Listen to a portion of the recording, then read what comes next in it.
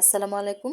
আজকে আলু দিয়ে একটা মজার রেসিপি শেয়ার করছি। প্রথমে মিডিয়াম সাইজের দুটো আলু আমি সিদ্ধ করে গ্রেট করে নিয়েছি। তার মধ্যে 1 চা চামচ চিলি ফ্লেক্স, হাফ চা চামচ কালো গোলমরিচের গুঁড়ো, স্বাদ অনুযায়ী লবণ আর 2টা সসেস গ্রেটারে গ্রেট করে নিয়েছি।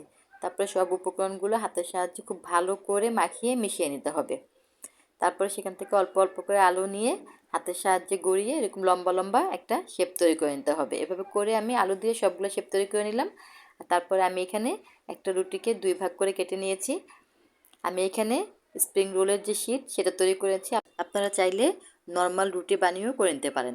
তারপর সেটাকে মাঝখান দিয়ে কেটে পানি দিয়ে পুরো রুটিটাকে ব্রাশ করে নিলাম। তারপরে মাঝখানে সেই আলুর পুরটা দিয়ে দিলাম, দিয়ে পানি দিয়ে দিয়ে দুইটা সাইড আমি চেপে চেপে বন্ধ করে নিলাম। এটা কিন্তু খুব সহজে পানি দিয়ে লেগে থাকবে, একদম ফুলবে না। এভাবে করে সবগুলো নাস্তা আমি বানিয়ে নিলাম।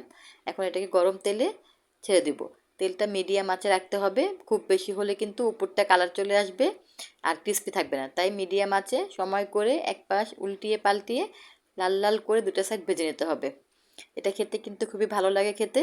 আপনারা আলুর পুরের সাথে আমি সসেস দিয়েছি, আপনারা চাইলে সেখানে ডিমও ইউজ করতে পারেন, তারপরে চিকেনও দিতে পারেন, এমনি খালি আলু দিয়েও করতে পারেন।